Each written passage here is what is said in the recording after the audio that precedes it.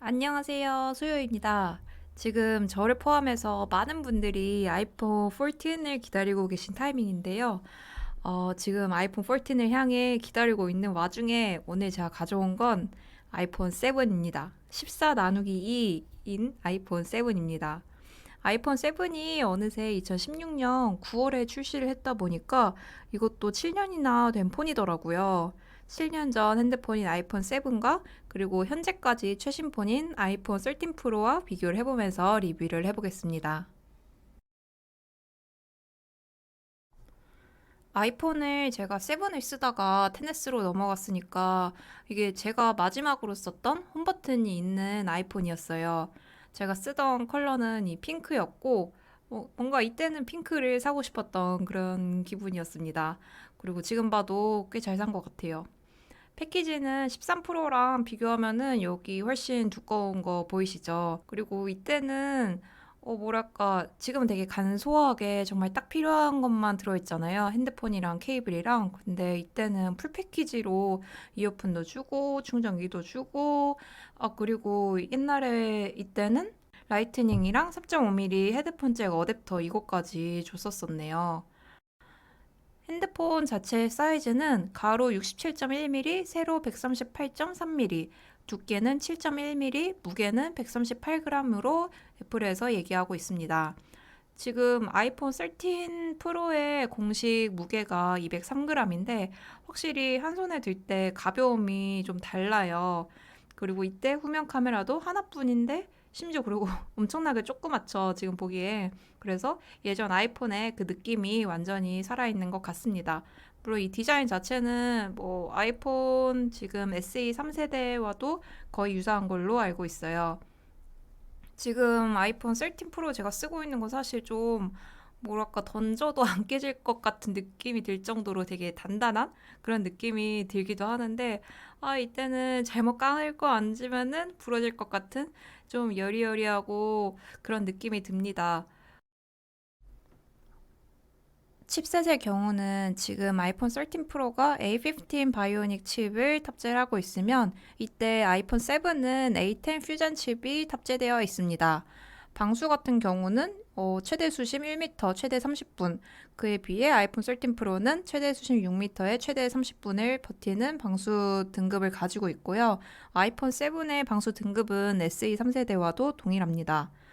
그리고 무엇보다 소프트웨어가 앞으로 사용하게 되는 iOS 16는 더 이상 아이폰 6S, 7, SE는 지원 목록에서 제외되었습니다. 그래서 아마 더 이상의 지원이 좀 끊기다 보니까 확실히 애플에서도 이제 놓아줘야 될 때라고 얘기를 하는 것 같아요.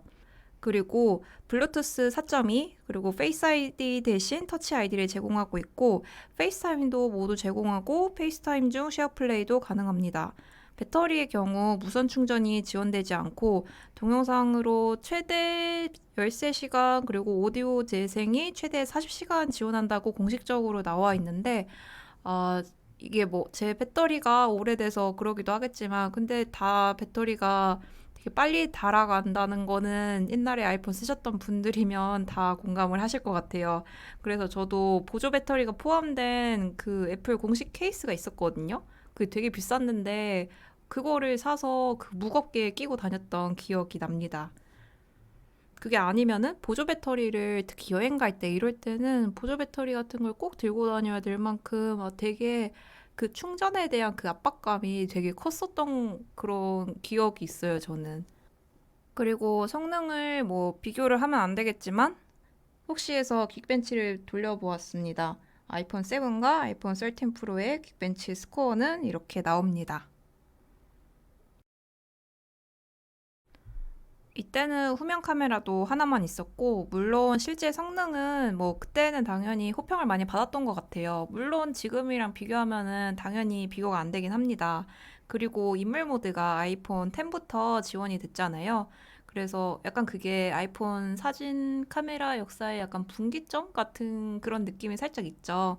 근데 이거는 아이폰 7이라서 그 전 버전이라서 그 인물 모드가 되지 않는다는 점이 그 10이 나왔을 때 되게 핸드폰을 바꾸고 싶게 하는 좀 그런 요소가 되긴 했어요. 그리고 이때는 당연히 뭐 카메라도 하나밖에 없고 야간 모드도 없고 뭐 노이즈도 많이 끼고 사실 카메라 성능이 그렇게까지 엄청나게 좋지도 않았고 그런 점이 있긴 하지만 그래도 또 아이폰은 이게 또 흐린 눈 뜨고 되게 좋게 좋게 봐지게 되는 그런 또 장점이라고 해야 되나? 매력이라고 해야 되나? 그런 게 있는 것 같습니다.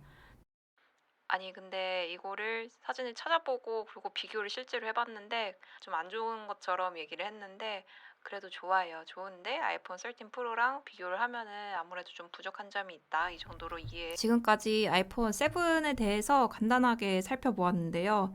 오랜만에 터치 아이디 만져보니까 아니 이 어떻게 했는지 다 기억이 안 나는 거예요. 그러니까 껐다 키는 것도 뭘 눌러서 껐다 키는지랑 그리고 캡처하는 것도 지금이랑 좀 키가 바뀌었다 보니까 헷갈리는데 옛날에 이렇게 했었지 약간 기억을 더듬더듬 하면서 이렇게 만져보고 저렇게 만져보고 하니까 좀 재밌었고 그리고 너무너무 배터리가 이 와중에 빨리 닳고 그리고 발열이 역시 예전에도 발열이 이렇게 심했었구나 또 그 생각이 또 들더라고요. 맨날 논란이 있었던 게 배터리랑 발열이었던 것 같아요.